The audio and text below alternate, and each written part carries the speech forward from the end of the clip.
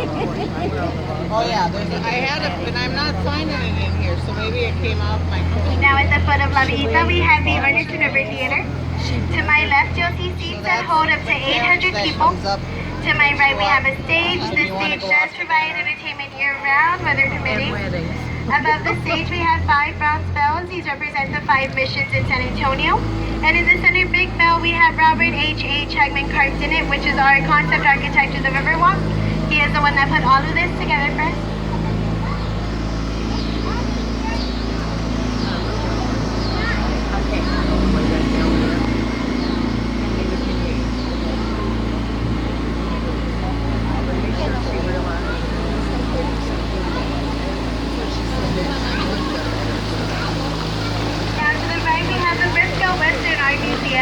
From 1930 to 1968, this was a San Antonio public library.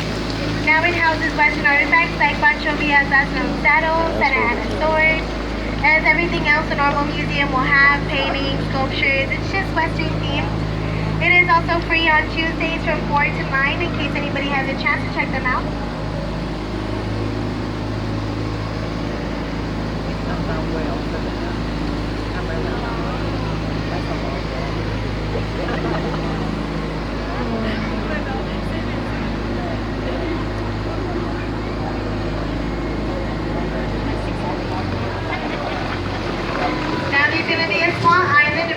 Our right, this is known as Marriage Island, said to be good luck if you get married here.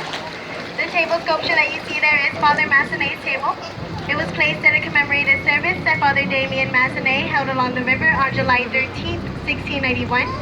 July 13th is also the feast day of San Antonio, so when they did the ceremony, they christened the river at the same time, naming it the San Antonio River, and that's where we get our name from. Now the building to my right has a mural on the wall right there on the first floor to remind us of the old Bell Crossing. So this Navarro Street bridge that we're about to go under used to be owned by the Nat Lewis Mill. In the 1800s, the wagons would come in through here because this area was really shallow and hard packed. So people didn't have to unload and reload their cargo. They could just get in and go, and it saved them a lot of time back then.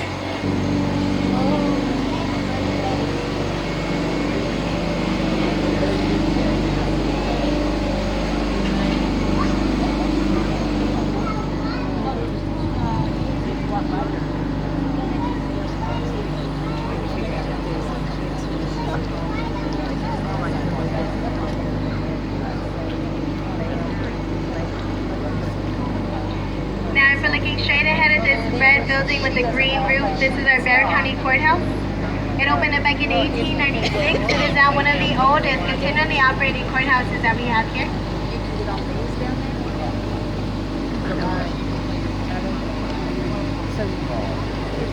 Now to the left we have the Tower Life building. It's 404 feet tall. It's octagon shaped, so that makes it different from any other tower that we have down here.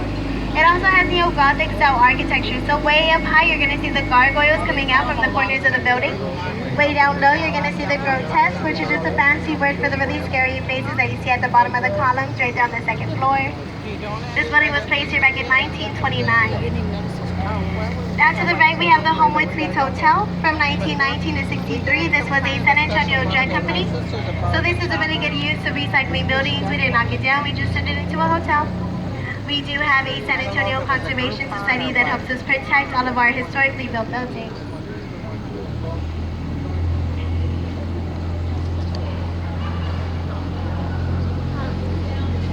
Now we do want to watch our heads as we go under bridges because sometimes birds like to come hang out on the poles, do bird things, if you know what I mean.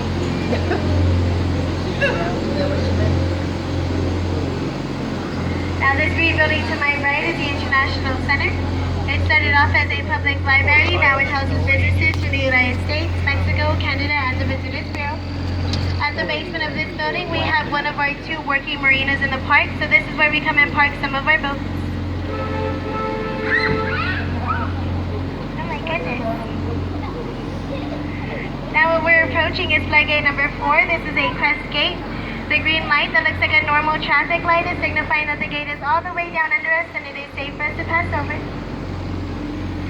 As we exit the gate, the natural flow of the river does continue on to my left. It goes for 134 miles leading into the Guadalupe River. Traveling another 10 miles down, going into the Gulf of Mexico.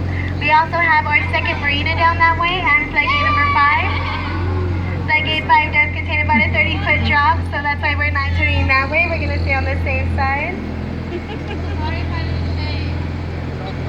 You can't even tell from here, girl. Don't worry about it. Now what we're in is the flood bypass channel. This area was literally cut off from the earth to strain the river, so now we have all control over the water levels down here. That's why you'll see the holes in the walls to my left. So the reason we have a flood bypass channel is because back in early September 1921, we had a really big flood where two big storms came together, making our water rise 20 feet in total. Millions of dollars in property damage. That's whenever they really said, you know what, we gotta do something about this.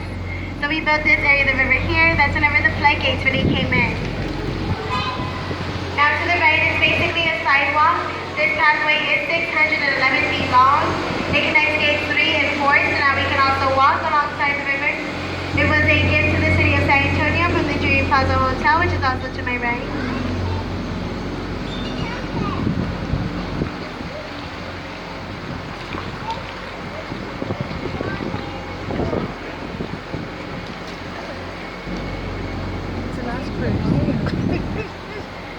So the river does continue on straight ahead. It goes for another 5 miles, eventually leading into the University of Incarnate Word.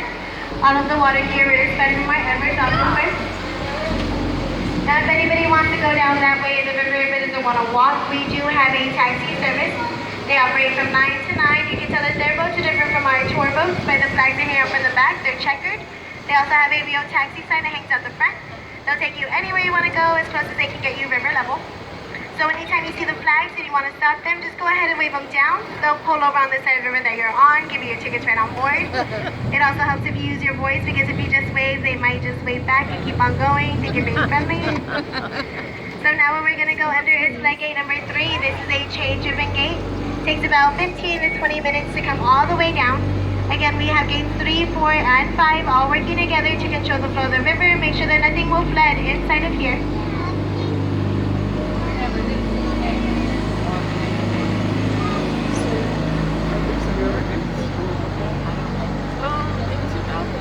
Now to the right, you'll notice a tree growing out of the wall. This is a fake tree. Look right here.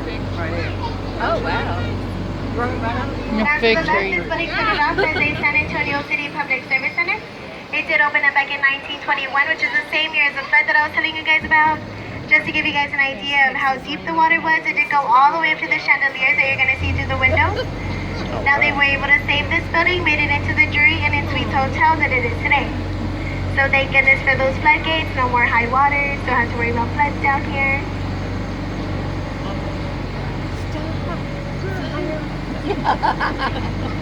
Now, quick question, does anybody on my boat know who Selena is? Yes. So straight ahead we have our Selena Bridge. This is where she got engaged. Also appears in the Selena movie, which stars Jennifer Lopez. So a lot of selfies on this bridge. See people taking pictures of themselves, now you know why. Now to the right we have the Aztec Theater, opened up back in 1926 as a silent movie theater. It is now the only Aztec themed theater left in Texas. The statue on top kind of looks like Miley Cyrus sticking her tongue out, right? Yeah. Right next to the Aztec Theater we have the Mocaro Hotel and Spa. From 1901 to 1923, this was a Frank L. Saddle Company. They became one of the biggest manufacturers in saddle, having over 500 people working for them. So now the history of the saddle company is a big part of the spa.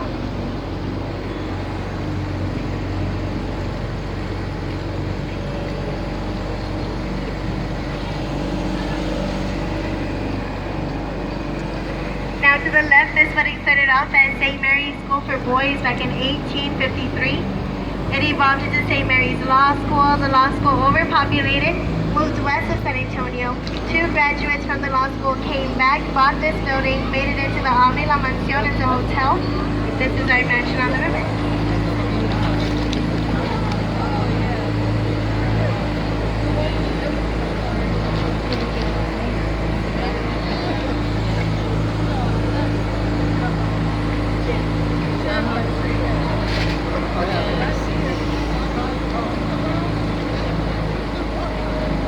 Now as we come out from under this bridge, if you look to the high left, looking all the way up to the sky, you're going to see an optical illusion.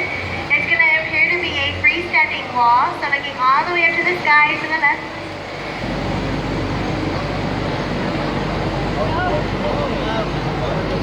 Crazy, right?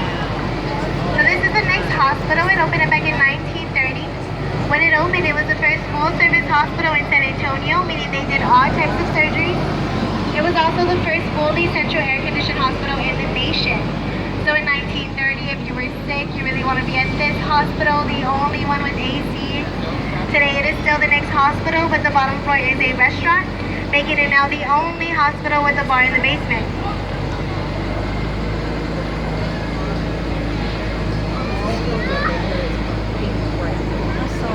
I saw that earlier today, but didn't know. When we were here before. Now coming up around the bend, if we're looking straight ahead, we're looking at the Hyatt Regency Hotel.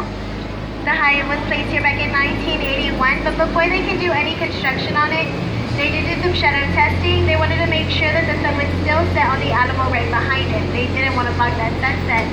So above the double doors, you'll see the Shops de Paseo del Alamo, which translates to the Passage to the Alamo. If you guys take those doors, go straight through that hotel. On the other side is the Alamo. It's a little shortcut through the river.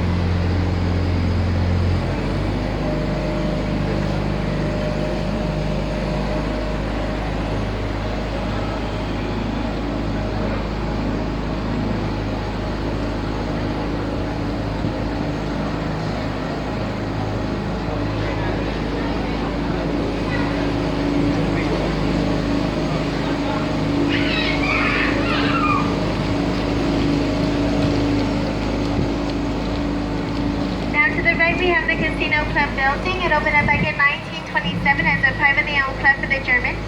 Now the top 4 floors are occupied by apartments. The bottom 2 are shops and restaurants.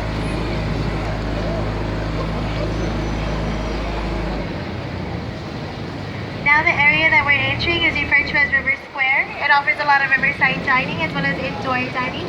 This was last renovated in 1972. You'll also notice that outside of each restaurant they have their menus, so you can browse before you go inside, see if they have anything that you like. We also have dining on the river boats. As we approach these 2 boats parked off to the side, y'all will see an example of a dinner boat. See if it's something that you're interested in. If you are, you can check the website on the back of your ticket stub, as well as you can like us on Facebook or follow us on Twitter, via San Antonio.